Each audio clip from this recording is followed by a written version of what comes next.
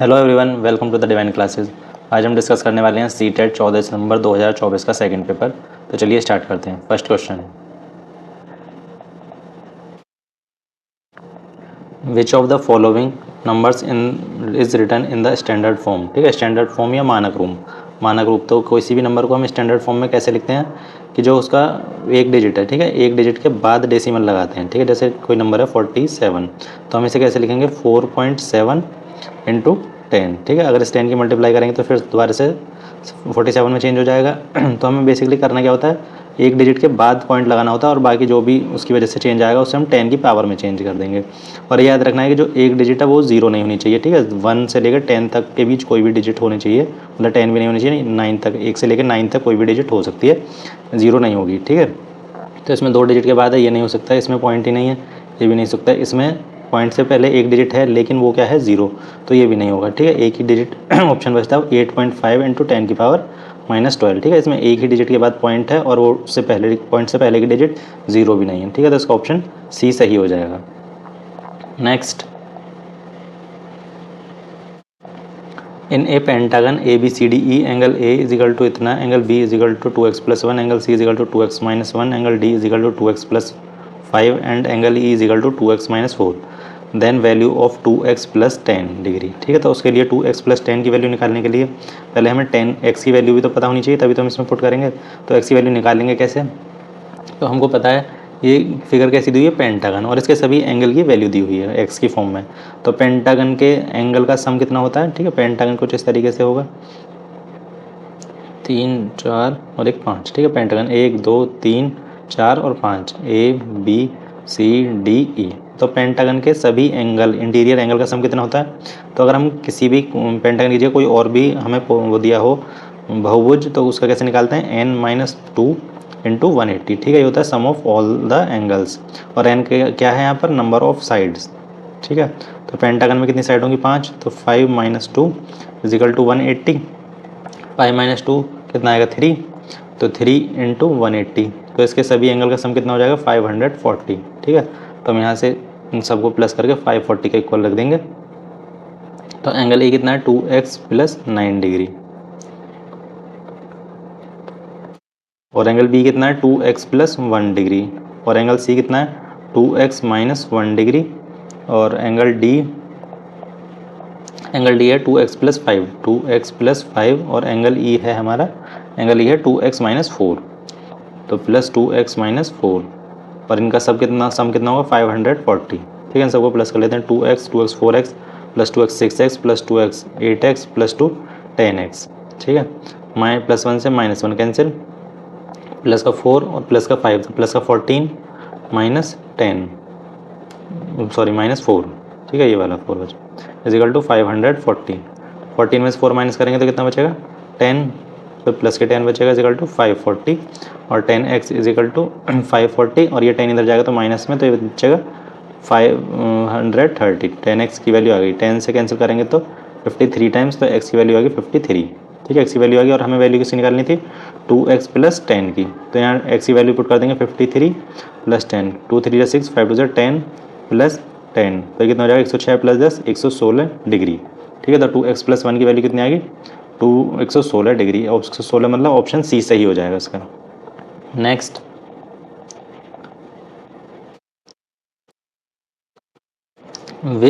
प्रारंभिक स्तर पर गणित की पाठ्य पुस्तकों में निम्नलिखित में से कौन सी विशेषता सबसे उपयुक्त है। ठीक है, तो इस तरह के क्वेश्चन, ये पेडागोजी के क्वेश्चन है, तो इसमें क्या करना है, हमें सभी ऑप्शन को पढ़ना है, जो इसमें सबसे बेस्ट ऑप्शन होगा वही इसका आंसर हो जाएगा, और वही हमें टिक करना है। ठीक है, तो अवधारणाओं को ठोस से अमूर्त की ओर प्रस्तुत किया जाना चाहिए। ठीक है, ये सही बात है। पुस्तक की भाषा अत्यधिक सटीक और तकनीकी होनी चाहिए। ठीक है, अभी वो प्रारंभिक स्तर की बात कर रहा है, तो तकनीकी लैंग्वेज नहीं होनी चाहिए, बिल्कुल सरल लैंग्वेज होनी चाहिए, नॉर्मल लैंग्वेज। ठीक है, तो ये नहीं हो सकता।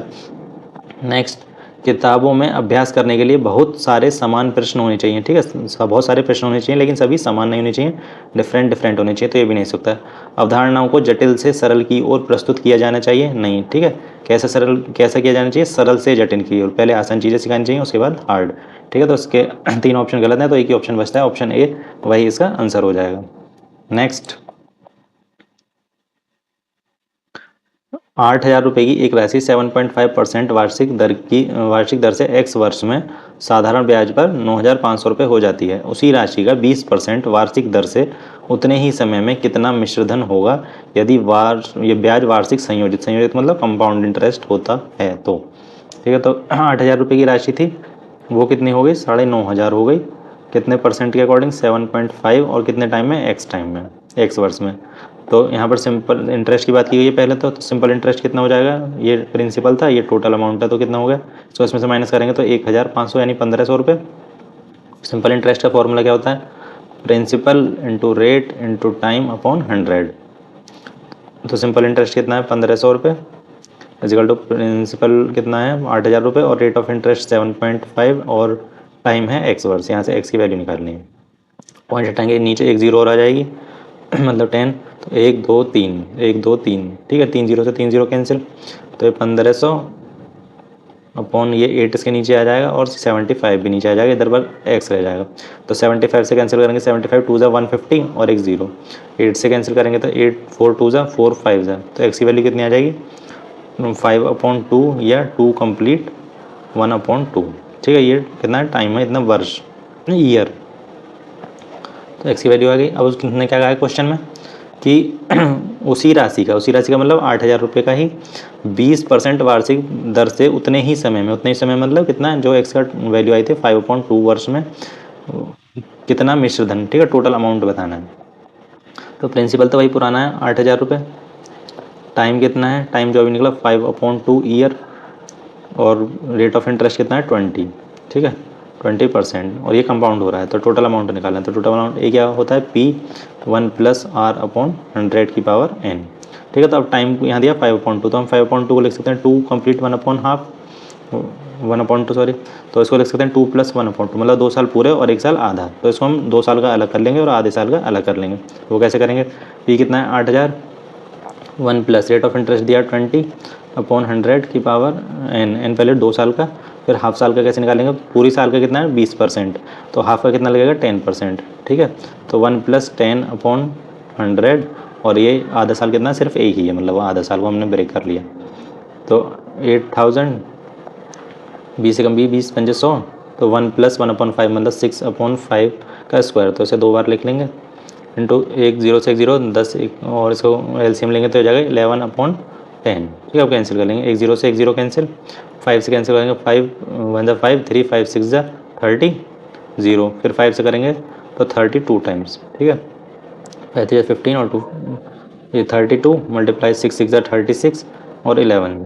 ठीक है, अब इन सब की मल्टीप्लाई कर लेंगे, 36 की करेंगे 11 में 6 3 6 3 6 9 3।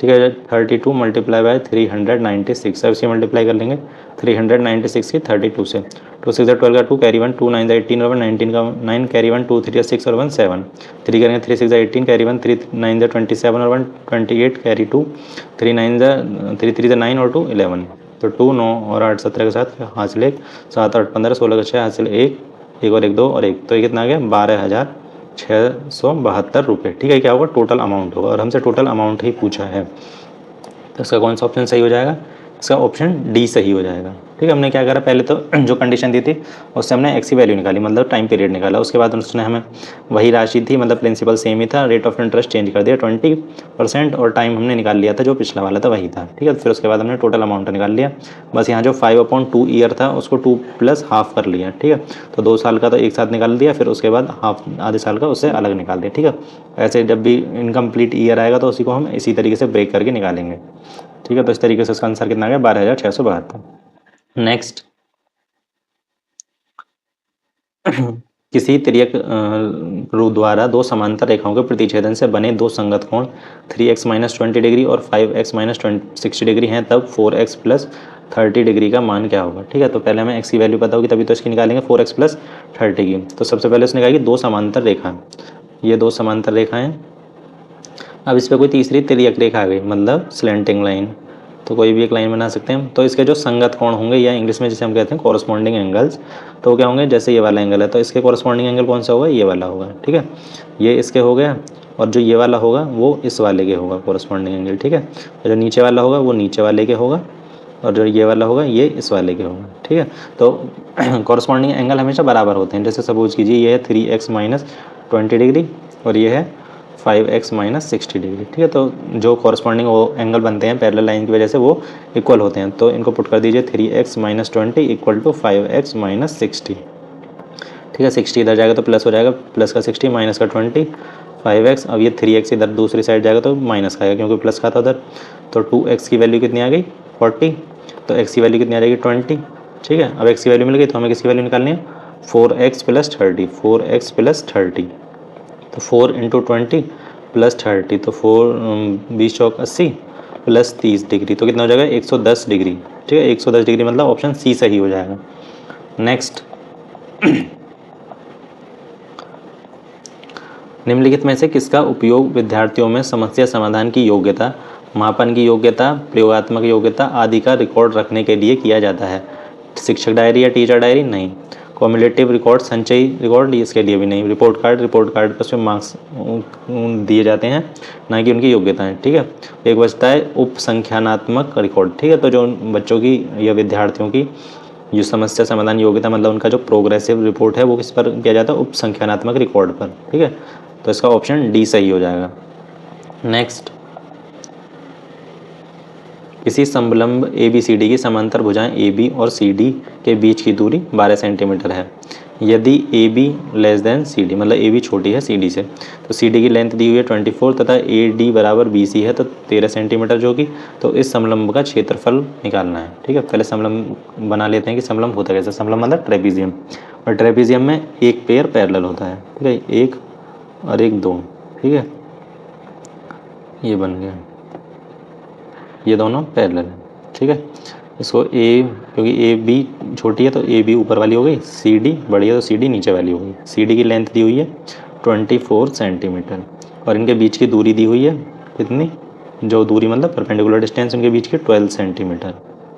ठीक है, और AD और BC बराबर है 13 सेंटीमीटर और 13 सेंटीमीटर।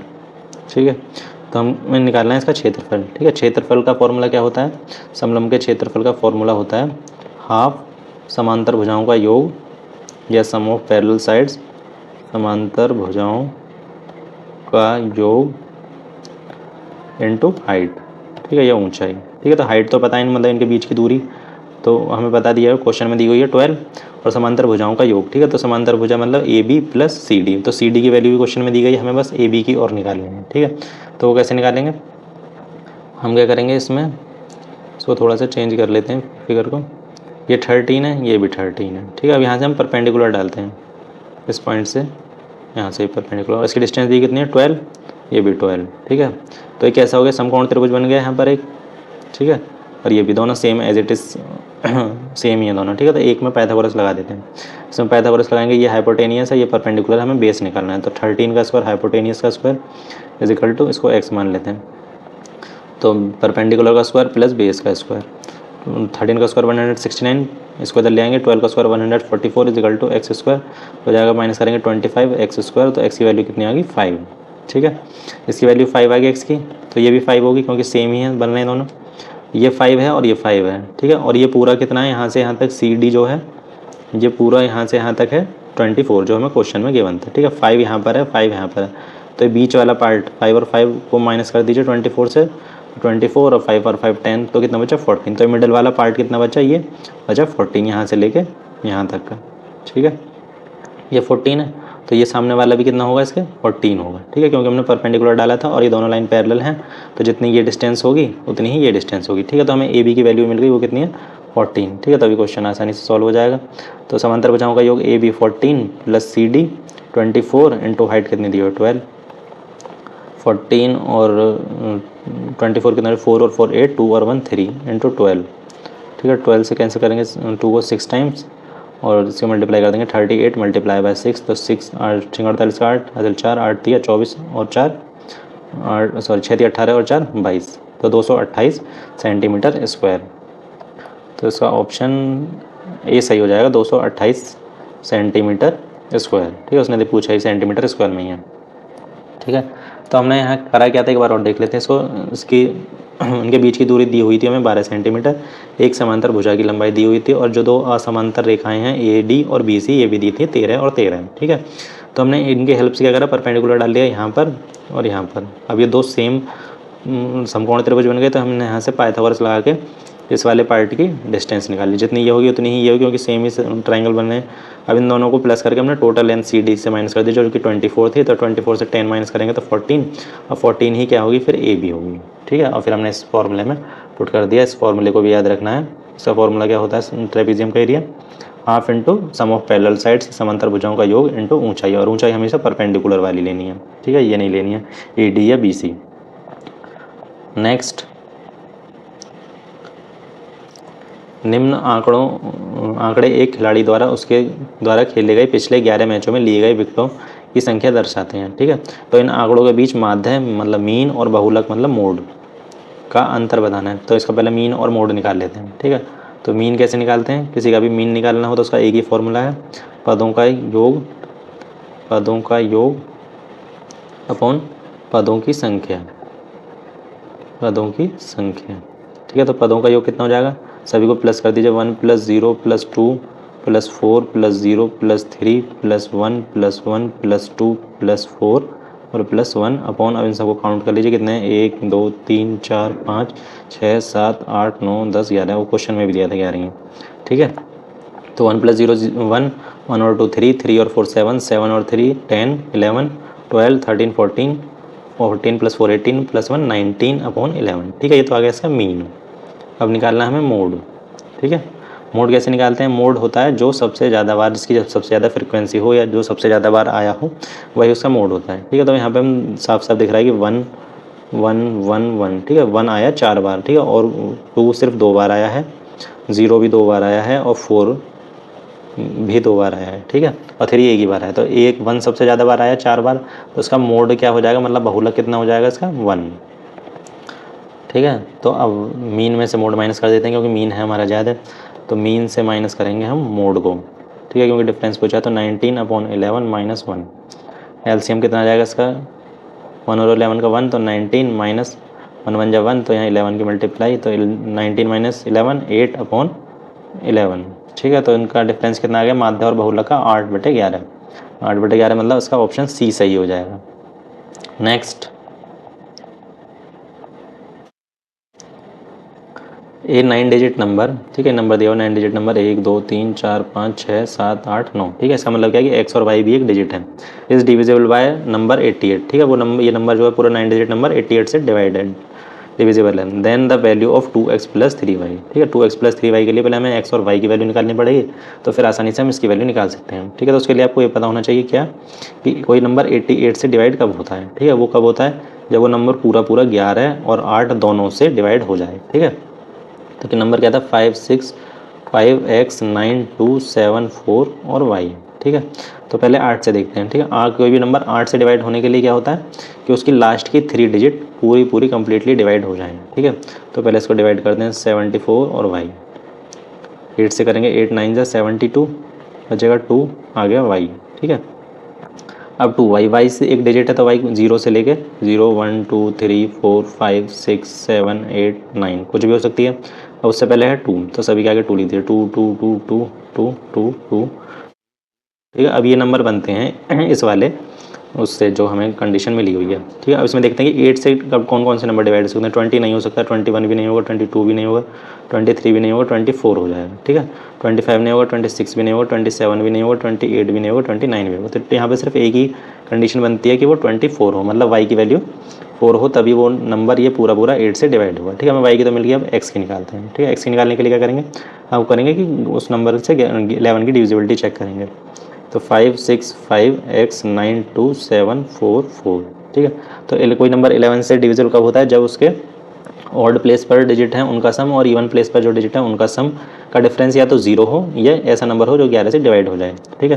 तो देखते हैं, पहले ऑड वाला देखते हैं, 5 5 9 7 और 4, ठीक है। इनको प्लस कर लेते हैं, 5 + 5 + 9 + 7 + 4, 5 और 5 10 10 + 9 19 19 + 7 26 और 26 + 4 30, ठीक है। अब इवन वाले देखते हैं, 6 + x + 2 + 4, तो 6 + x + 2 + 4, ठीक है। 6 और 2 8 और 4 12 + x, ठीक है। अब x क्या है, एक डिजिट है, तो x की वैल्यू क्या हो सकती है इसकी, इसकी एक्स की वैल्यू 0 1 2 3 9 कुछ भी हो सकती है, ठीक है। 0 1 2 3 4 5 6 7 8 9 ये हो सकती है। और 12 में प्लस करेंगे तो 12 13 14 15 16 17 18 और 19 20 और 21, ठीक है। अब ये इन दोनों का डिफरेंस निकालना है। इस नंबर की वैल्यू क्या है 12 से लेकर 21, तो इससे छोटा ही रहेगा, ठीक है। अब तो इसमें से हम 30 में से माइनस करना पड़ेगा हमें। अगर 30 से माइनस करेंगे 12 को तो 18, 13 को माइनस करेंगे 17 16 15 14 13 12 11 10 और 9, ठीक है। अभी ना 11 का डिविजिबिलिटी रूल क्या था कि उनका डिफरेंस या तो 0 हो या ऐसा नंबर हो जो 11 से डिविजिबल हो जाए, मतलब कि 11 22 33 इस तरीके से, ठीक है, मतलब जो 11 के टेबल में आता हो। तो यहाँ पे 18 ना, इनमें पहली बात तो 0 तो कोई है नहीं। अब देखने की जो 11 से डिवाइड हो जाएंगे, तो 18 नहीं होगा, 17 भी नहीं होगा, और 16 भी नहीं होगा, 15 भी नहीं, 14 भी नहीं, 13 भी नहीं, 12 भी नहीं, 11 हो जाएगा ना, 10 होगा ना 9 होगा, ठीक है। यहाँ पे सिर्फ एक ही कंडीशन है कि जब वो उनका डिफरेंस 11 होगा तब वो सॉरी जब x 7 होगा, ठीक है, x 7 होगा तो ये इनका डिफरेंस 11 आएगा जो कि 11 से डिवाइड हो जाएगा। तो इसका मतलब कि वो पूरा नंबर भी 11 से डिवाइड हो जाएगा। तो x की वैल्यू कितनी मिल गई हमें 7 मिल गई, और y की वैल्यू अभी हमने निकाली थी 4, ठीक है। तो हमें जो क्वेश्चन में पूछा था 2x + 3y, तो हमसे पूछी थी 2x + 3y, तो x की वैल्यू पुट करेंगे 2 × 7 + 3 × 4, तो 7 2 14 + 3 4 12, तो 14 + 12 मतलब कि 26। तो इसकी वैल्यू कितनी हो जाएगी 2x + 3y की 26 मतलब ऑप्शन बी, ठीक है। बस हमको ये पता होना चाहिए था कि 88 से डिवाइड करने के लिए कौन कौन से नंबर से डिवाइड होना चाहिए वो नंबर, तो वो 11 और 8 से होना चाहिए। और फिर हमने पहले 8 की डिविजिबिलिटी चेक करी जिससे हमें y की वैल्यू मिल गई, उसके बाद 11 से की जिससे हमें x की वैल्यू मिल गई। नेक्स्ट, बहुत से व्यवसाय जैसे कि लेखा शास्त्र, हिसाब किताब, बैंकिंग, दुकानदारी, सिलाई का काम इत्यादि में प्रत्यक्ष या परोक्ष, ठीक है, प्रत्यक्ष मतलब डायरेक्ट और इनडायरेक्ट रूप से गणित की आवश्यकता होती है, ठीक है। नॉर्मल लाइफ में भी डायरेक्टली इनडायरेक्टली गणित की जरूरत होती है। तो यह गणित के डैश मूल्य की व्याख्या करता है, ठीक है। तो किसकी व्याख्या करता है मतलब किसका एक्सप्लेनेशन है वो बताना है, व्यवसायिक नहीं, ठीक है, क्योंकि इनडायरेक्ट रूप वे में भी होती है उसका यूज़। विषयात्मक भी नहीं होती। कल्चरल सांस्कृतिक नहीं, ठीक है। उपयोगितावादी मतलब कि हम उसका यूज़ कर रहे हैं, उपयोग कर रहे हैं, तो इसका ऑप्शन डी सही हो जाएगा। नेक्स्ट, रेखा ए बी पर स्थित बिंदु ओ, एक बिंदु ओ है, ठीक है, कोई रेखा है ए बी, उस पर बिंदु है कोई ओ, ठीक है। तो ए बी के एक ही ओर दो किरणें ओ सी और ओ डी इस प्रकार खींची गई हैं, एक ही ओर या तो ऊपर या नीचे, ठीक है। ये ओ सी और ओ डी खींची गई हैं कि ओ सी परपेंडिकुलर है ओ डी पे, ठीक है, मतलब ओ सी और ओ डी के बीच में 90 डिग्री का एंगल बन रहा है, ठीक है, 90 डिग्री का। तो एंगल ए ओ सी, ठीक है, सी इधर बनेगा जब भी बन पाएगा, ए ओ सी और बी ओ डी, ठीक है। ए ओ सी कितना है x डिग्री और बी ओ डी कितना है 3x, ठीक है। तो एंगल बी ओ डी किसके बराबर होगा, बी ओ डी, ठीक है, मतलब 3x की वैल्यू बतानी है, ठीक है।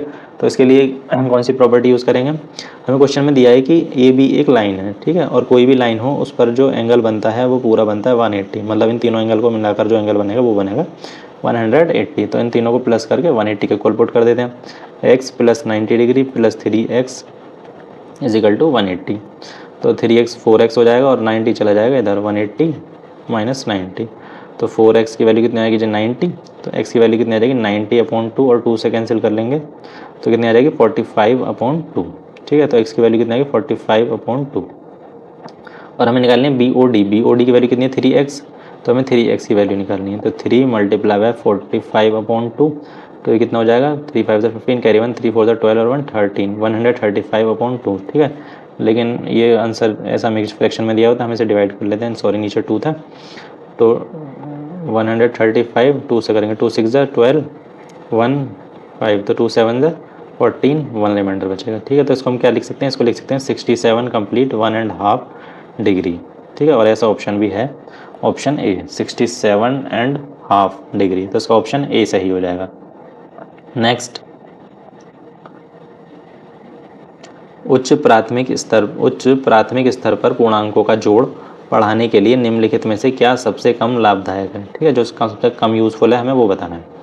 तो यूज़ ऑफ चार्ट पेपर, ठीक है, एक बार पहले सारे ऑप्शन देखेंगे। चार्ट पेपर का उपयोग, सीढ़ियों का उपयोग, ठीक है, सीढ़ियों का उपयोग हम कर सकते हैं कि अभी हमने एक सीढ़ी चढ़ी, फिर 2 चढ़ी, फिर उन दोनों को प्लस कर देंगे तो हम कौन सी सीढ़ी बने, तो वो कहते हैं तीसरी सीढ़ी पर, तो ये यूज़फुल है।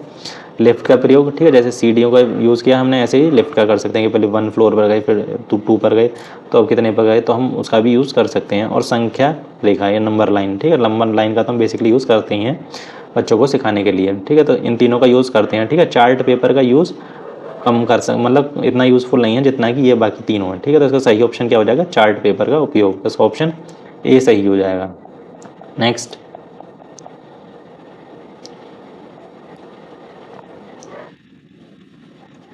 F X is equal to K is the solution of the equation, ठीक है, इक्वेशन इसका सॉल्यूशन है X is equal to K. Then what is the value of 11k plus 18 upon 11k minus 12। तो यहाँ पर हमें basically करना क्या है कि यहाँ जो इक्वेशन दी हुई है वहाँ से हमें एक्स की वैल्यू निकालनी है, ठीक है। जो एक्स की वैल्यू आएगी वही के की वैल्यू हो जाएगी, क्योंकि एक्स इज इक्वल टू के है, या एक्स जो है के जो है सॉल्यूशन है इस इक्वेशन का, ठीक है। तो हम यहाँ से पहले एक्स की वैल्यू निकालेंगे, जो एक्स की वैल्यू आएगी वो हुई है के की वैल्यू हो जाएगी, और के की वैल्यू हम फिर इसमें पुट कर देंगे तो हमें इसकी वैल्यू मिल जाएगी, ठीक है। तो x minus 4 upon 7 minus 1 is equal to 5 minus x upon 3 plus x, ये दिया हुआ हमें इक्वेशन। अब इसे हम सॉल्व करेंगे, ठीक है। सॉल्व करेंगे, पहले इसके नीचे एलसीएम कितना आएगा 7, तो 7x minus 4 minus 7 is equal to, इनका एलसीएम कितना आ जाएगा 3, तो 5 minus x plus 3x, cross multiply 7 के इधर 3 के इधर, तो कितना हो जाएगा 3x, और 7 और 4 माइनस के दोनों तो 11, और फिर 3 की मल्टीप्लाई करेंगे तो कितना हो जाएगा 33, 7 के करेंगे तो 35, और माइनस के x प्लस के 3x, तो कितना हो जाएगा प्लस के 2x बचेगा, और प्लस के 2x में 7 की मल्टीप्लाई करेंगे तो कितना हो जाएगा 14x, ठीक है। अभी कितना माइनस के 33, अब इस 35 को लेकर आएंगे तो माइनस का इधर आएगा, साइड चेंज होगी तो 14x, और 3x को इधर ले आएंगे 14x माइनस 3x, तो ये माइनस के 33 माइनस के 35 दोनों प्लस हो जाएंगे, लेकिन साइन माइनस का जाएगा। 5 और 3 8, और 3 और 3 6 इज इक्वल टू 11, x 14 माइनस 3 करेंगे तो x की वैल्यू कितनी आ जाएगी, माइनस के 68 अपॉन 11, ठीक है। और x किसके बराबर है, k के, तो k की वैल्यू कितनी हो जाएगी 16 माइनस 68 अपॉन 11। अब हमें जो ये एक्सप्रेशन दिया हुआ है यहाँ पर पुट कर देंगे, ठीक है। तो कितना है 11k plus 18 upon 11k minus 12, ठीक है। तो 11 और k की value minus 68 upon 11 plus 18 upon 11, k की वैल्यू माइनस 68 अपॉन 11 माइनस 12, 11 से 11 कैंसिल, 11 से 11 कैंसिल, माइनस के 68 प्लस 18 अपॉन माइनस के 68 माइनस 12, तो 68 से 18 जाएंगे माइनस करेंगे तो कितना आएगा, प्लस माइनस से माइनस होगा, लेकिन साइन माइनस का ही आएगा, तो आ जाएगा 50, वो भी माइनस के, और नीचे आएगा माइनस के 80, ठीक है। दोनों प्लस हो जाएंगे क्योंकि माइनस माइनस के हैं, तो 0 से 0 कैंसिल, माइनस से माइनस कैंसिल, तो आंसर कितना आ जाएगा 5/8, तो 5/8 मतलब ऑप्शन डी सही हो जाएगा। नेक्स्ट, मीनू ने श्यामपट्ट पर कुछ संख्याएं लिखकर उसको बढ़ते क्रम में व्यवस्थित करके इस प्रकार लिखा कि 2 7 9 12, ठीक है। दो इसको हमने अवरोही क्रम में लिखा है इसने, मीनू ने, 2 छोटा है, फिर उससे बड़ा 7, उससे बड़ा 9 और सबसे बड़ा 12, फिर उसने प्रत्येक संख्या को -1/2 से गुणा कर दिया, ठीक है। -1/2 से गुणा करेंगे तो कितना हो जाएगा, माइनस के 2/2, माइनस के 7/2, और माइनस के 9/2, और माइनस के 12/2, ठीक है। तो इसमें बताना कि उपयुक्त परिस्थिति में निम्नलिखित में से कथनों में सही कथन पहचानिए। आरोही क्रम में पदों की संख्या बदल जाएगी, ठीक है, नहीं, पद पहले भी 4 थे और अब भी 4 हैं, तो ये तो नहीं होगा।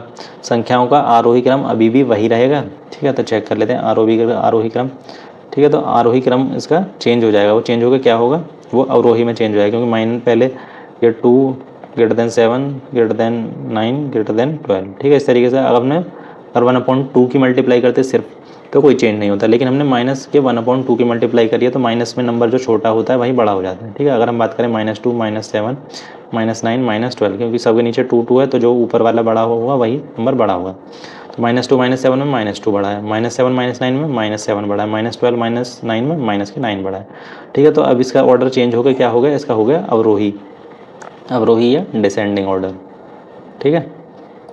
तो ये आरोही क्रम अभी भी वही रहेगा, नहीं, गलत है ये बात भी। संख्याओं का माध्य समान रहेगा नहीं, ठीक है, माध्य भी चेंज होता जाता है कि अगर हम किसी भी सभी नंबर में सेम नंबर को प्लस करें, मल्टीप्लाई करें, डिवाइड करें तो माध्य भी चेंज हो जाता है, मतलब मीन चेंज हो जाता है। आरोही क्रम बदलकर अवरोही क्रम हो जाएगा, ठीक है, हाँ, तो हमने देखा कि वो अवरोही क्रम में बदल गया है जो पहले आरोही क्रम में था, तो इसका ऑप्शन डी सही हो जाएगा। नेक्स्ट, निम्नलिखित में से क्या गणित में आंके जाने वाली विद्यार्थियों की सबसे महत्वपूर्ण क्षमताओं को निरूपित करता है, ठीक है, संबंधों को समझने के लिए अमूर्तता का उपयोग करना चाहिए, ठीक है, ये तो सही बात है, ठीक है, समझने के लिए समझना चाहिए, और इसमें एक से ज़्यादा ऑप्शन है तो सभी चेक करने पड़ेंगे। पाठ्य पुस्तक में दिए गए सभी सूत्रों को याद, ठीक है, तो याद करना जो है एक नेगेटिव वर्ड है तो ये तो नहीं होगा। और दैनिक जीवन की परिस्थितियों में संबंधित समस्याओं को हल करने के लिए गणितीय अवधारणाओं का अनुप्रयोग करने की क्षमता, ठीक है, जो हमने गणित सीखे उसको डेली लाइफ में यूज़ करना, ठीक बात है, करना चाहिए। गणित में पूरे अंक लाने प्राप्त करने की क्षमता, ठीक है, अंकों की नहीं बात की जाती है, सीखने और समझने की बात की जाती है, तो ये भी नहीं होगा, तो इसका ऑप्शन ए और सी सही हो जाएगा। ए और सी मतलब इसका ऑप्शन बी सही हो जाएगा, ए और सी। नेक्स्ट,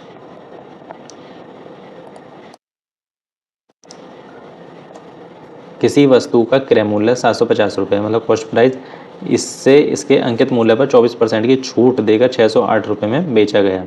यदि इस वस्तु को इसके अंकित मूल्य पर बेचा जाता तो इस पर कितना लाभ प्रतिशत होता, ठीक है, हमें कॉस्ट प्राइस दिया हुआ है कितना 750 रुपये, ठीक है, और उसने बोला है कि इसके अंकित मूल्य पर मार्केट प्राइस पर कि 24% छूट देने के बाद ये 608 रुपये में बिक जाता है, ठीक है, तो 24% की छूट दे दी मार्केट प्राइस पर, तो इसकी वैल्यू कितनी बची, 24% की छूट देने के बाद 76%, 76, तो उसकी वैल्यू कितनी है 608, ठीक है, तो ये 4 ये हो जाएगा, 4 से कैंसिल, 4 से करेंगे तो 19 और 4 से करेंगे 25, ठीक है, 19 से इसको कैंसिल कर सकते हैं, 19 3 ज़ा 57, 3 बचेगा तो 19 2 ज़ा, तो कितना बचा 20, और ये नीचे आया तो ये उधर जाके मल्टीप्लाई में हो जाएगा, 32 मल्टीप्लाई बाय 25, ठीक है, तो इसमें को 4 की मल्टीप्लाई 4 का डिवाइड कर लेते हैं, 4 से 8 टाइम्स, तो और 25 के 100, तो 8 मल्टीप्लाई बाय 100, ठीक है, कैलकुलेशन है, इसको 100 बनाने के लिए 4 की मल्टीप्लाई डिवाइड किया तो कितना गया answer 800।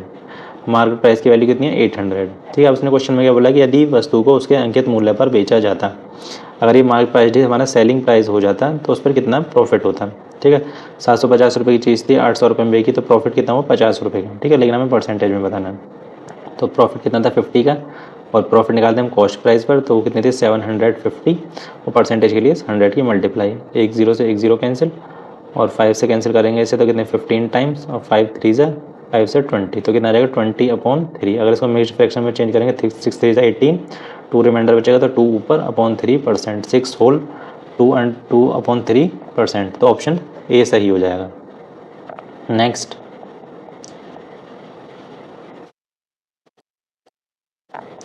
the value of 31096 divide by this plus this plus this plus minus is equal to, ठीक है, एक्सप्रेशन देगा, हमें इसकी वैल्यू निकालनी है, तो 31096 divided by 2704 divided by 2 plus 0.6738 plus 0.63 plus 0.059 minus 0.79, ठीक है।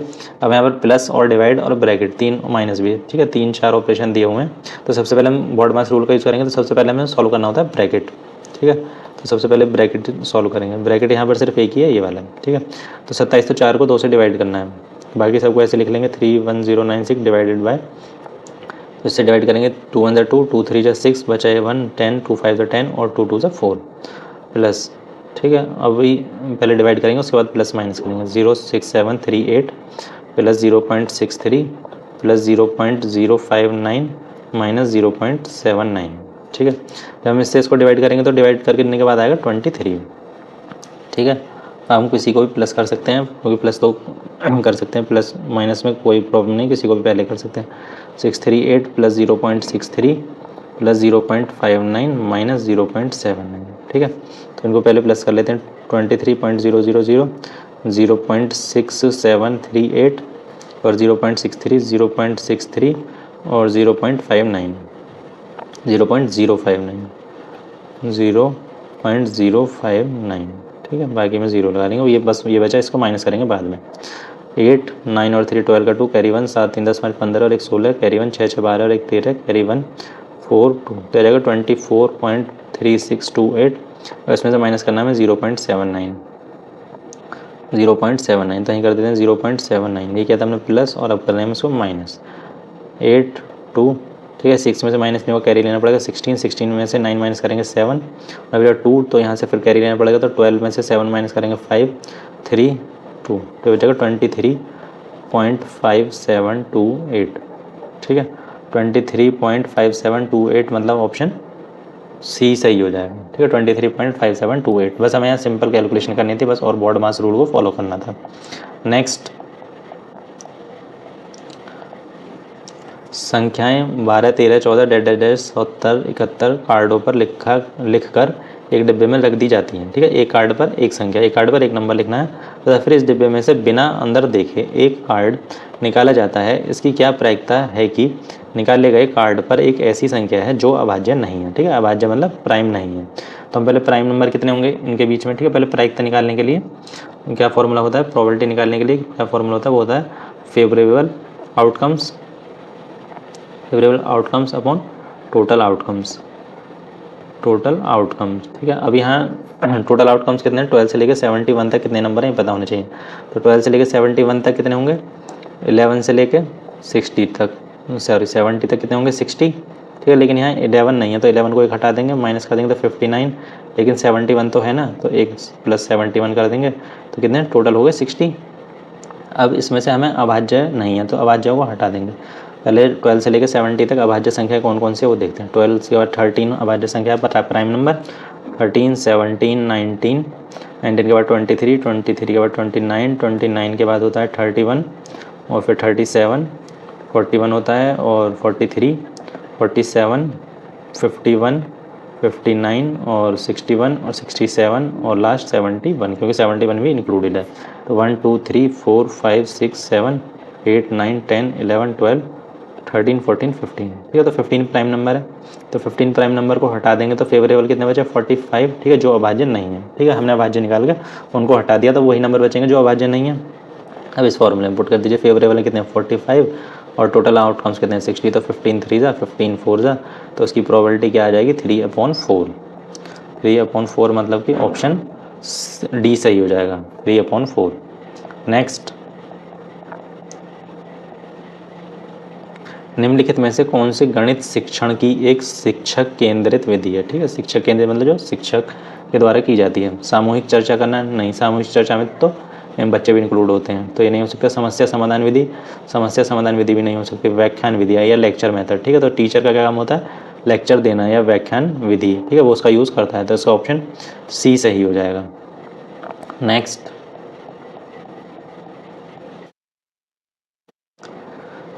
त्रिज्या 25 सेंटीमीटर वाले एक पहिए द्वारा 350 चक्कर लगाने में तय की गई दूरी मीटरों में होगी, ठीक है, और पाई का मान दिया हुआ है 22/7।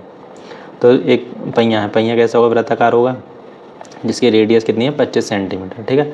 जब वो एक चक्कर लगाएगा, ठीक है, सपोज कीजिए एक चक्कर लगाए, तो एक चक्कर लगाने के लिए पूरी ये इसे कवर करनी पड़ेगी, तभी इसके हिसाब से एक चक्कर होगा ना इसके अकॉर्डिंग। तो ये क्या है इसकी सरकमफेरेंस, तो एक चक्कर में ये एक सरकमफेरेंस कंप्लीट करेगा, और सरकमफेरेंस क्या होती है सर्किल की 2πr, ठीक है। और उसे कितने 350 चक्कर लगानी है, तो एक की थी तो 350 की मल्टीप्लाई कर दीजिए, इसकी वैल्यू निकालनी है बस हमें। तो 2 और पाई की वैल्यू दिया हुआ क्वेश्चन में 22/7, और रेडियस दिया हुआ 25 और इंटू 350, तो 7 से 7 5 से 35 और 0, ठीक है। 2 की और 50 की मल्टीप्लाई कर देंगे तो 100 मल्टीप्लाई 22 मल्टीप्लाई 25, बस 22 और 25 की मल्टीप्लाई कर लेंगे, और वो भी आसान है 550 आएगा। एक बार कर लेते हैं, 5 2 50 5 2 50, तो 5 5 0, ठीक है, 550 आ गया, 550 और ये 100 था, तो 100 की तो मल्टीप्लाई करनी आसान है, बस 2 0 लगानी है, तो कितना हो जाएगा ये 55,000, ठीक है, 55,000 मीटर। नहीं, इसको दिया हुआ है, ये सेंटीमीटर में दी हुई थी रेडियस, ठीक है, तो सेंटीमीटर में दी हुई है, तो ये हमारा आया अभी सेंटीमीटर में, ठीक है। सेंटीमीटर से मीटर में चेंज करने के लिए क्या करेंगे 100 का डिवाइड कर देंगे, 1 2 1 2, तो इसका आंसर मीटर में क्या होगा 550 मीटर, तो इसका ऑप्शन सी सही हो जाएगा 550 मीटर। नेक्स्ट,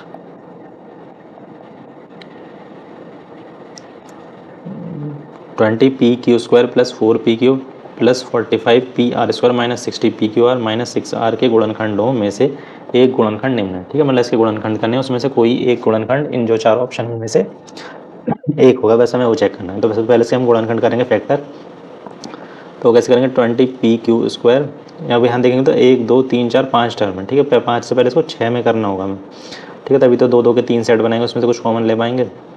5 में कैसे लेंगे, तो 4pq + 45 PR², ठीक है। अब ये PQR वाली है, ठीक है, 3 टर्म वाली है, इसी को ब्रेक कर लेते हैं। इसको कैसे ब्रेक करेंगे, माइनस के 30pqr, ठीक है। और कैसे ब्रेक करनी है वो चीज़ आपको प्रैक्टिस से पता चलेगी। 20pqr - 6rp, ठीक है। और 20pqr और माइनस के 30pqr को एक साथ लिख लेंगे, माइनस के 30pq और pq और r। फिर 4pq, छोटे छोटे नंबर को लिखते हैं, -6rp। अब बचा 45pr² माइनस एक 30 बचा, तो 30pq और r। अब यहाँ से हम क्या कॉमन ले सकते हैं, एक तो 10 कॉमन ले सकते हैं, उसके अलावा pq दोनों ले सकते हैं, pq, ठीक है। तो कितना बचेगा, 2, एक q बचेगा, माइनस के 3 और एक r बचेगा, प्लस यहाँ से क्या कॉमन ले सकते हैं हम, यहाँ से p कॉमन ले सकते हैं और 2 कॉमन ले सकते हैं, 2p। तो यहाँ बचेगा 2q - 3r, प्लस यहाँ 45 था तो यहाँ से 15 कॉमन ले सकते हैं, 15 कॉमन ले सकते हैं, 15 3 45। इसको हम उल्टा, इसको आगे पीछे लिख देते हैं, इसको हम लेते हैं माइनस के 15 कॉमन, ठीक है। माइनस के 15 और p दोनों जगह, p और एक r दोनों जगह, ठीक है। अब पहले इस वाली टर्म को लिखेंगे क्योंकि नेगेटिव बाहर ले लिया तो पॉजिटिव हो जाएगा। तो 15 2 था तो 2 बचेगा, और p और r बाहर हो गए तो एक q बचेगा।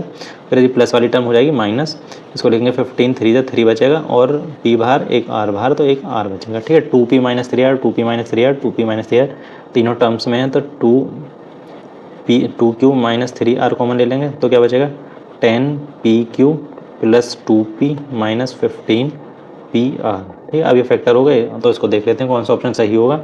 तो इसका ऑप्शन सही हो जाएगा ऑप्शन सी, 2q - 3r, ठीक है, जो पहला वाला फैक्टर से मैच करता है। तो इसका सही आंसर क्या हो जाएगा, option C, 2q - 3r। Next, आकलन के लिए निम्नलिखित में से कौन सा कथन सही है, ठीक है, सही बताना है हमें। पाठ्यक्रम पूरा होने के बाद ग्रेड देने के लिए रचनात्मक आकलन का उपयोग करना, ठीक है। ग्रेड देने के लिए आकलन का उपयोग नहीं करना, तो ये नहीं होगा। नेक्स्ट, अधिगम के रूप में मूल्यांकन, स्वयं मूल्यांकन और सहकर्मी मूल्यांकन के लिए अवसर उत्पन्न होते हैं, ठीक है, ये सही बात है, ठीक है। नेक्स्ट, योगात्मक आकलन यह जानने में मदद करता है कि किसी अवधारणा के शिक्षण के दौरान निर्देशात्मक उद्देश्यों को किस हद तक प्राप्त किया जाता है, ठीक है, उसकी कोई लिमिट नहीं होती, तो उसके लिए नहीं किया जाता। अधिगम के लिए आकलन एक ऐसी प्रक्रिया है जिसमें प्रतिपुष्टि प्रदान करने का कोई अवसर नहीं होता, ठीक है, होता है तो ये भी नहीं होगा, ठीक है। इस 4 हमने ऑप्शन इसलिए देखे क्योंकि सभी का पता होना जरूरी है कि किसको हमें सेलेक्ट चूज़ करना है, किसको नहीं करना। तो इसका ऑप्शन पॉजिटिव एक ही है, तो यही सही हो जाएगा, ऑप्शन बी। नेक्स्ट, कथन में दी गई जानकारी के आधार पर कौन सी सुनाई गई कार्रवाई तार्किक रूप से अनुपालन करती है, ठीक है।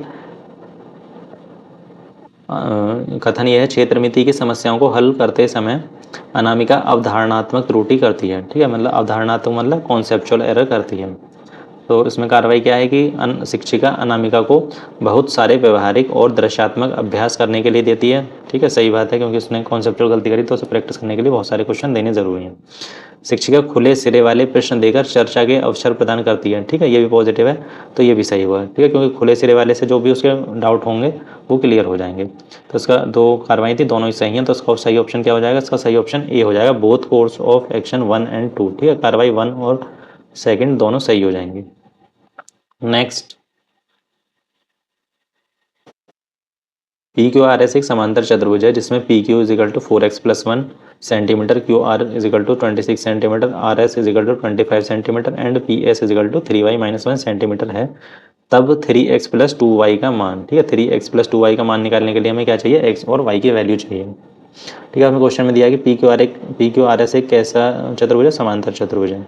तो समांतर चतुर्भुज की क्या प्रॉपर्टी होती है, PQRS, PQ की वैल्यू कितनी दी है, 4x + 1 और QR की दी हुई है 26, RS की दी हुई है 25 और PS की दी हुई है 3y - 1, ठीक है। तो समांतर चतुर्भुज की क्या प्रॉपर्टी होती है कि उसकी अपोजिट साइड, ठीक है, जैसे PQ और RS ये पैरेलल होंगी और इक्वल भी होंगी, ठीक है। इसी तरीके से पी एस और क्यू आर ये आपस में पैरेलल भी होंगी और इक्वल भी होंगी, ठीक है। तो अब इन दोनों को इक्वल पुट कर देते हैं। 4x + 1 = 25। तो 4x की वैल्यू कितनी आ जाएगी, 1 जाएगा इधर माइनस में, 25 - 1 24। तो x की वैल्यू कितनी आ गई 6, ठीक है। x की वैल्यू मिल गई हमें, y की और चाहिए। तो y को इसको मतलब ये पी एस को क्यू आर के इक्वल पुट कर देंगे। तो 3y - 1 = 26। तो 3y की वैल्यू कितनी हो जाएगी, -1 उधर जाकर प्लस हो जाएगा तो 27। तो y की वैल्यू कितनी आएगी 9, ठीक है। x और y की वैल्यू मिल गई। तो हमसे क्वेश्चन में क्या पूछा था, 3x + 2y। तो 3 × x की वैल्यू क्या है 6 + 2 × y की वैल्यू 9। तो 3 6 = 18 + 9 2 = 18। तो 18 और 18 36। तो इसका ऑप्शन सी सही हो जाएगा। नेक्स्ट,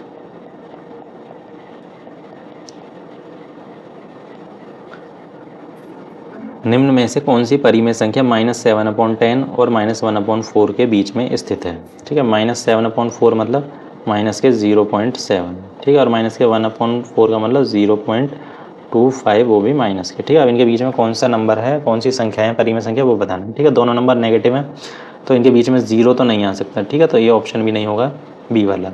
और दोनों नेगेटिव था, इनके बीच में पॉजिटिव भी नहीं आ सकता, जिसमें ऑप्शन डी में 2 नंबर दिए हुए हैं पॉजिटिव, तो ये भी नहीं हो सकता, ठीक है। अब 2 नंबर बचे हैं, उनको चेक करना है उस समय। तो पहले ए से स्टार्ट करते हैं, -5/8। तो -8 5/8, तो इसको डिवाइड करेंगे 8 से 5 को तो 0.6, ठीक है। 50 हो जाएगा पॉइंट लगा के। तो 48 4 8 6 = 48, तो 6 पॉइंट समथिंग आएगा। फिर -2/3, ठीक है। -2/3 मतलब -0.666 चलता रहेगा, ये 0.67 लिख सकते हैं हम उसे। और -3/5 मतलब कि -0.6, ठीक है। ये पूरा कंप्लीट डिवाइड हो जाएगा। तो 0.6 समथिंग भी इनके बीच में ही आएगा, 0.66 भी इनके बीच में ही आएगा दोनों के, और 0.6 भी इन दोनों के बीच में ही आएगा। तो सही ऑप्शन ए हो जाएगा, ठीक है। -5/8 -2/3 -3/5 ये तीनों परिमेय संख्या इन दोनों नंबर्स के बीच में ही आएंगे, ठीक है। और इसको भी चेक कर लेते हैं एक बार, ठीक है। माइनस ये इसका कितना आएगा, -0.67, तो ये तो आ जाएगा, ठीक है। -3/5 0.6 ये भी आ जाएगा। और बचा -3/4, तो ये आएगा -0.75, ठीक है। तो ये वाला नंबर नहीं आएगा, जिसकी वजह से ऑप्शन सी गलत हो जाएगा। नेक्स्ट, यदि x वह न्यूनतम संख्या है जिसे 2605 में से घटाने पर वह पूर्ण वर्ग हो जाती है, तो 4x + 7 का मान, ठीक है। तो डिवीज़न मेथड से 2605 2605 का हम स्क्वायर रूट निकालेंगे, वर्गमूल, ठीक है। कैसे निकालते हैं, पहले पेयर बनाते हैं राइट साइड से, 2 2 के तो बन गए। अब हमें करेंगे 5 5 ठीक है। सेम नंबर की सेम नंबर से ही करनी पड़ती है, ध्यान रखना। 5 5 25, बचा 1, पूरा पेयर नीचे आएगा 105। अब जो हम यहाँ नंबर लेते हैं वो कैसे लेते हैं, इसका डबल लेते हैं। 5 2 10 10, अगर 1 करेंगे और फिर वही बात कि हमें सेम ही नंबर लेना है, जैसे 1 10 तो है, अब यहाँ कोई एक नंबर और लेना पड़ेगा, तो 1 लेंगे तो 1 1 ही करना पड़ेगा। अगर 2 करेंगे तो 2 ज़ा, ठीक है। 2 ज़ा तो ज़्यादा हो जाएगा क्योंकि 204 हो जाएगा, लेकिन हमें सिर्फ 105 से 5 चाहिए, इससे छोटा, तो 1 टाइम्स ही लेंगे, ठीक है। यहाँ भी 1, तो 1 101 1 ज़ा 101 बचा 4, ठीक है। अब अगर ये 4 नहीं होता, अगर यहाँ पर 1 होता तो ये पूर्ण वर्ग संख्या होती, तो हमें क्या करना है, 2605 से 4 को माइनस कर देना है। तो पूर्ण वर्ग संख्या कितनी होगी, 2601, ठीक है। हमसे पूछा कि वह न्यूनतम संख्या जिसे घटाने पर, तो 4 घटाने पर वह पूर्ण संख्या बन रही है, पूर्ण वर्ग संख्या। तो x की वैल्यू की 4, तो हमसे आंसर क्या पूछा है, मतलब क्वेश्चन 4x + 7, तो x की वैल्यू क्या है 4 4 × 4 + 7, तो 4 4 16 + 7, तो कितना आ जाएगा 23 मतलब ऑप्शन सी सही हो जाएगा। नेक्स्ट, माना कि a = इतना, b = इतना, c = -4x² + 7, d = इतना, तो यदि a + b + c - d इसके बराबर है, तो p + q + r का मान बताइए, ठीक है। पहले a + b + c - d की वैल्यू निकालेंगे, उसे इसके इक्वल पुट कर देंगे, वहाँ से p q r की वैल्यू मिल जाएगी, तो और फिर उन सबको प्लस कर देंगे। तो a + b + c को पहले ऐड कर लेते हैं। तो a कितना है 3x² - 8x + 11, और b है -2x² + 12x, और c है -4x² + 7 -4x² + 7 और -d, ठीक है। तो -d है तो माइनस से मल्टीप्लाई कर देंगे, माइनस इसको अलग लग देंगे, x² - x - 11, ठीक है। 3x² - 2x² - 4x², तो कितना बचेगा ये, -2 और -4 -6 और ये +3 है, तो -3x² बचेगा, -8x + 12x, तो -8 + 12, तो कितना हो जाएगा ये हो जाएगा प्लस के 4x, और 11 और 7 ये हो जाएगा प्लस के 18। ठीक है, अब इसको डी को भी माइनस की मल्टीप्लाई करके ओपन कर देते हैं, माइनस माइनस का प्लस और माइनस का प्लस, माइनस के 3x² माइनस के x² माइनस के 4x²। ठीक है, और 4x और प्लस x तो प्लस के 5x, और r 18 प्लस 11 ये हो जाएगा 29। ठीक है, ये था क्या था a plus B plus C minus के d। ठीक है, और ये किसके बराबर क्वेश्चन में दिया हुआ है, 4 is equal to px² plus qx plus r के बराबर दिया हुआ है। ठीक है, तो यहाँ से अगर कंपेयर करेंगे तो p की वैल्यू कितनी हो जाएगी जो x² के साथ है, तो p की वैल्यू कितनी हो जाएगी माइनस के 4, q की वैल्यू हो जाएगी 5, और r की वैल्यू कितनी हो जाएगी 29। ठीक है, तो क्वेश्चन में क्या पूछा है, p plus Q plus r की वैल्यू, तो p कितना माइनस के 4 प्लस के 5 और प्लस के 29, तो माइनस के 4 प्लस के 5 माइनस प्लस के 1 और प्लस 29, तो 1 प्लस 29 30, वो भी प्लस के। तो इसका सही ऑप्शन क्या हो जाएगा, इसका सही ऑप्शन हो जाएगा ऑप्शन डी 30। नेक्स्ट, नीतू हमेशा परिवर्तनों और ट्रांसफॉर्मेशन की पहचान करने में उलझन में रहती है। यदि उसकी गणित की शिक्षिका ने उसे प्रत्येक परिवर्तन के लिए एक सरल शब्द देकर उसकी मदद की, जो कि परिवर्तन, प्रतिबिंब, रोटेशन, स्थानांतरित और आवर्धन है। ठीक है, तो हमें क्या बताना है इसमें, हमें बताना है कि ऊपर दिए गए परिवर्तन के अर्थ को निम्नलिखित में से कौन सा सही क्रम में निरूपित। ठीक है, मतलब कि प्रतिबिंब को क्या कहते हैं, रोटेशन को क्या कहते हैं सरल शब्दों में, स्थानांतरित को और आवर्धन को। ठीक है, तो प्रतिबिंब को कहते हैं फ्लिप। ठीक है, फ्लिप मतलब पलटना, या इंग्लिश में देख लेते हैं, हिंदी में देखें फ्लिप, या जिसको कहते हैं पलटना। रोटेशन मतलब उसको घुमाना या टर्न करना। ठीक है, या टर्न करना। और स्थानांतरित होता है स्लाइड या फिसलना, और आवर्धन होता है उसका बिगर साइज। ठीक है, बिगर साइज या बड़ा आकार। ठीक है, अब इसका सीक्वेंस देख लेते हैं, फ्लिप, टर्न, स्लाइड और बिगर साइज। फ्लिप, स्लाइड ये नहीं होगा, टर्न नहीं होगा, फ्लिप, टर्न, स्लाइड और बिगर या बिगर साइज, तो इसका ऑप्शन सी सही हो जाएगा। नेक्स्ट, निम्नलिखित में से किन मापनों के लिए त्रिभुज ABC की रचना की जा सकती है। ठीक है, मतलब ये कुछ मेजरमेंट्स दिए हुए हैं, इसकी हेल्प से एक ट्राइंगल ABC को कंस्ट्रक्ट किया जा सकता है, वो बताना है। तो ऑप्शन, सभी ऑप्शन चेक करने पड़ेंगे उसके लिए। तो ऑप्शन ए से स्टार्ट करते हैं। ऑप्शन ए क्या है, ABC बना लेते हैं पहले। कोई दिया हुआ है ABC त्रिभुज, मान लेते हैं कि बन ही गया है ABC। तो AB कितना 5 सेंटीमीटर, AB कितना 5 सेंटीमीटर, BC कितना है 6 सेंटीमीटर, और एंगल ABC मतलब ABC कितना है 130 डिग्री, और BAC ये कितना है 25 डिग्री। ठीक है, तो ये क्या बन सकता है हमें बताना है। ठीक है, तो उसके लिए अगर ये 130 है और ये 25 है, तो टोटल कितना हो गया 155 और 560, तो ये भी 25 होने चाहिए, क्योंकि त्रिभुज के तीनों एंगल का सम कितना होता है 180, तो इसे भी 25 होना चाहिए। ठीक है, और हमने एक थ्योरम पढ़ी है जो कि 9th क्लास में होती है, कि जो भी दो समान कोणों के विपरीत भुजा, ठीक है, angle side opposite to the equal angles are equal, मतलब इस एंगल सी के सामने AB और एंगल ए के सामने BC। ठीक है, तो इन अगर दोनों एंगल बराबर हैं तो इनके सामने वाली दोनों भुजाएं भी बराबर होनी चाहिए, लेकिन यहाँ पर क्या है दोनों भुजाएं अलग अलग हैं, ये 5 सेंटीमीटर है, ये 6 सेंटीमीटर है, तो ऑप्शन ए से तो नहीं बन सकता। ठीक है, अब सेकंड चेक करते हैं, AB = 3, BC = 4 और AC = 7। ठीक है, और दूसरी प्रॉपर्टी साइड से रिलेटेड होती है कि किसी भी दो भुजाओं का योग हमेशा तीसरी भुजा से बड़ा होता है, लेकिन जब हम 3 और 4 को ऐड करेंगे तो कितना आएगा 7। ठीक है, जो कि तीसरी भुजा के बराबर है, लेकिन बराबर नहीं होना चाहिए, सिर्फ बड़ा होना चाहिए, तो ऑप्शन बी भी नहीं होगा। Next, AB = 8 centimetre, BC = 4 centimetre, इसको भी बना लेते हैं। एक 90 दिया हुआ है एंगल, तो इस तरीके से बनाते हैं, एंगल C पर बना है C, तो BC एंगल है 90, और एंगल ABC दिया हुआ है 60, और क्या दिया हुआ है AB साइड दी हुई है 8, BC दी हुई है 4। ठीक है, और तो ये 90 60 तो ये 30। ठीक है, एंगल के पर्पज़ से देखा जाए तो बन सकता है। अभी इसको ऑप्शन डी को भी चेक कर लेते हैं, क्योंकि ऑप्शन सी तो बन सकता है, इसमें कोई प्रॉब्लम नहीं है। ऑप्शन डी को देख लेते हैं कि वो बन सकता है या नहीं बन सकता। ACB 120 डिग्री, ACB है 120 ABC 25 डिग्री।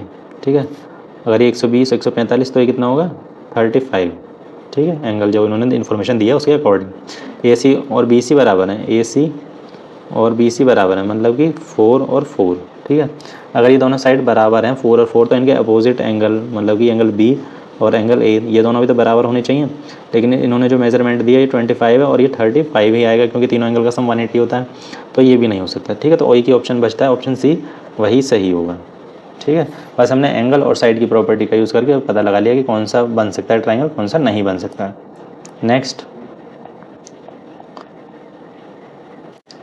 12 सेंटीमीटर भुजा वाले एक ठोस घन को छोटे ठोस घनों में काटा जाता है, ठीक है। 12 सेंटीमीटर का कोई बड़ा घन है, उसको छोटे घनों में क्यूब में काटा जाता है, जिनमें से प्रत्येक की भुजा 4 सेंटीमीटर है। प्रारंभिक घन के कुल पृष्ठीय क्षेत्रफल, मतलब पहले वाला जो था बड़ा तो उसका कुल पृष्ठीय क्षेत्रफल, तथा इस प्रकार बने नए छोटे घन के कुल पृष्ठीय क्षेत्रफलों के बीच क्या संबंध होगा, ठीक है। तो उनके पृष्ठ क्षेत्रफल के बीच संबंध बताना है।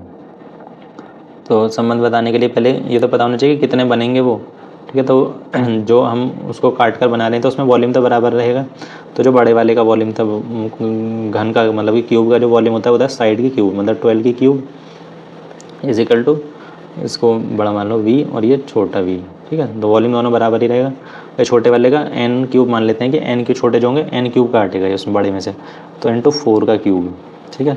तो 12 multiply 12 multiply 12 is equal to n into 4 multiply 4 multiply 4, तो 4 3 जा 4 3 जा 4 3 जा, ठीक है। तो n की वैल्यू कितनी, 3 3 जा 9, 9 3 जा 27, तो ऐसे 27 क्यूब काटे गए। अब दोनों का वॉल्यूम वो निकाल लेते हैं, कुल पृष्ठीय क्षेत्रफल।